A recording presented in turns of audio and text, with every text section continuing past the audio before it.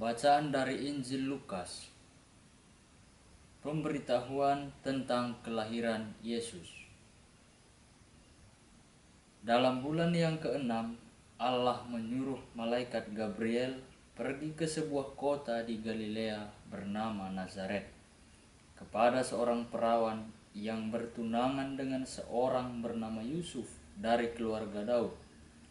Nama perawan itu Maria. Ketika malaikat itu masuk ke rumah Maria, ia berkata, "Salam, hai engkau yang dikaruniai, Tuhan menyertai engkau." Maria terkejut mendengar perkataan itu. Lalu ia bertanya di dalam hatinya, apakah arti salam itu? Kata malaikat itu kepadanya, "Jangan takut, hai Maria, sebab engkau beroleh kasih karunia di hadapan Allah. Sesungguhnya engkau akan mengandung dan akan melahirkan seorang anak laki-laki, dan hendaklah engkau menamai dia Yesus. Ia akan menjadi besar dan akan disebut Anak Allah yang Maha Tinggi.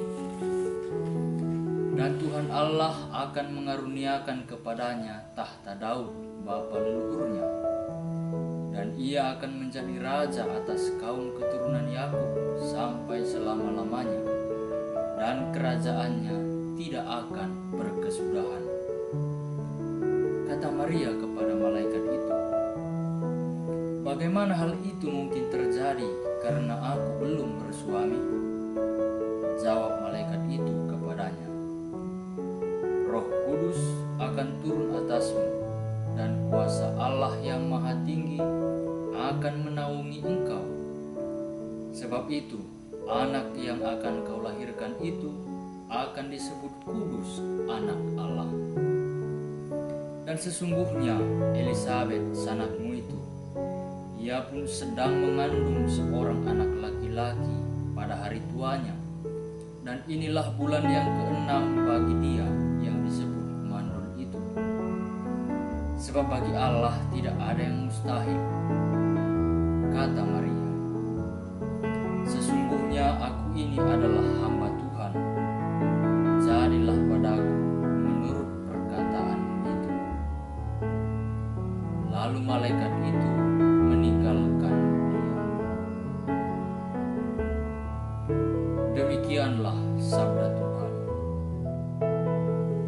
Pace e bene. Saudara-saudari yang terkasih, pada hari Jumat, pekan ketiga Prapaskah, kita merayakan Hari Raya Kabar Sukacita. Dalam Perjanjian Lama,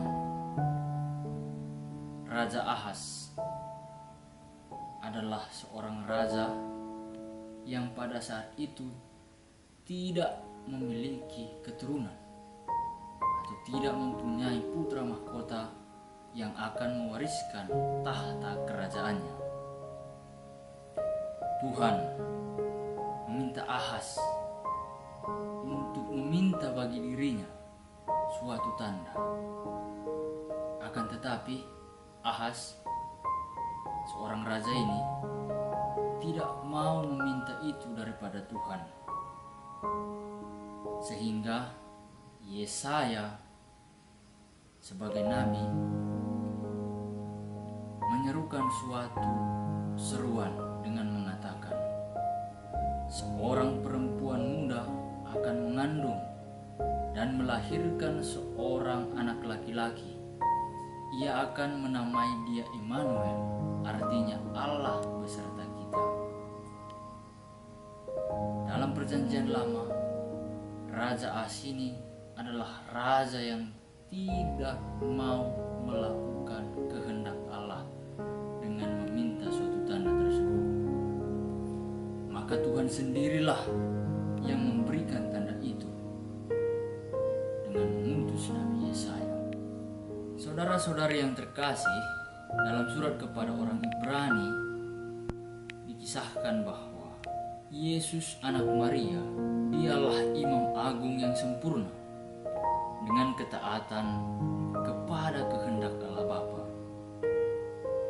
Seperti dalam Perjanjian Lama, bagaimana para imam mengorbankan hewan sebagai persembahan untuk menebus dosa-dosa. Akan tetapi Yesus sendiri tidak mengorbankan hewan, tetapi tubuhnya sebagai wujud ketaatan kehendaknya kepada Allah. Maka dari itu, kita juga dipanggil untuk ikut serta dalam kurban Kristus ini. Inilah yang menjadi titik tolak bagi kita dalam perjuangan kehidupan kita sehari-hari. Berani menerima kehendak Allah dan berani berkurban di dalam kehidupan kita dengan dasar kurban Kristus sendiri. Saudara-saudara yang terkasih, berbicara mengenai ketaatan, Injil Lukas pada hari ini memberikan kepada kita suatu teladan yang sangat mengagumkan, yakni Bunda Maria. Bunda Maria menunjukkan ketaatannya dengan berkata, "Sesungguhnya aku ini adalah hamba Tuhan, terjadilah padaku menurut perkataanmu itu." Perkataan Bunda Maria ini sering dijadikan moto oleh kaum religius sebagai sebuah moto atau prinsip hidup. Inilah menjadi langkah hari demi hari untuk memperkuat panggilan, bukan hanya bagi para kaum religius, terutama bagi semua orang, terutama umat beriman.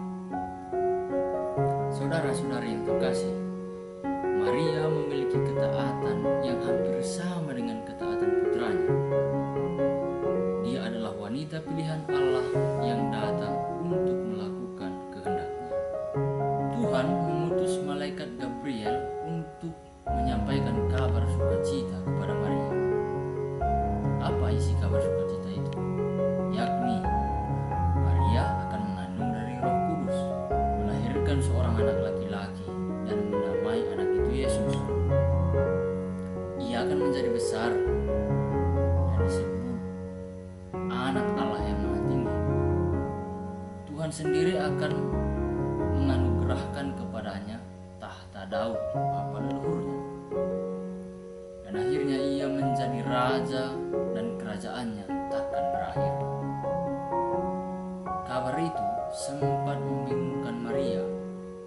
Sebab itu Maria bertanya, "Bagaimana mungkin hal itu terjadi sebab aku belum bersuami?" Pertanyaan ini menunjukkan suatu keraguan. Akan tetapi berkat imannya, Maria terbuka untuk mentaati kehendak Allah. Malaikat Gabriel meyakinkan Bunda Maria bahwa Roh Kudus dari Allah sendiri yang akan menaunginya, sehingga anak yang lahir dari rahimnya tersebut adalah kudus dari Allah. Apa buktinya? Buktinya adalah Elizabeth sanak Maria sudah sedang mengandung 6 bulan, padahal rahimnya sudah mati. Memang bagi Allah tak ada yang mustahil. Akhirnya Maria mendengar semua perkataan Tuhan melalui malaikat dan mentaatinya. Saudara-saudari yang terkasih dalam Yesus Kristus, pada masa Prapaskah ini kita harus memiliki hati yang murni, belajar dari Bunda Maria yang taat pada kehendak Allah. Ketaatan pertama-tama berasal dari kemampuan mendengar dengan baik, seperti yang sudah diteladankan oleh Bunda Maria. Dengan kerendahan hati dan iman yang teguh, kita menyatakan kesanggupan dan kesediaan terhadap tawaran Allah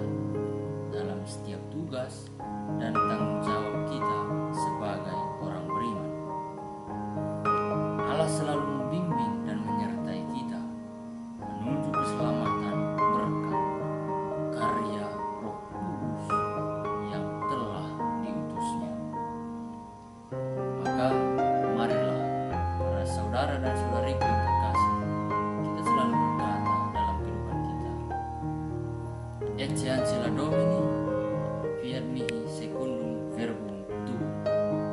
Aku ini hamba Tuhan, terjadilah padaku menurut perkataanmu. Amin. Pace bene.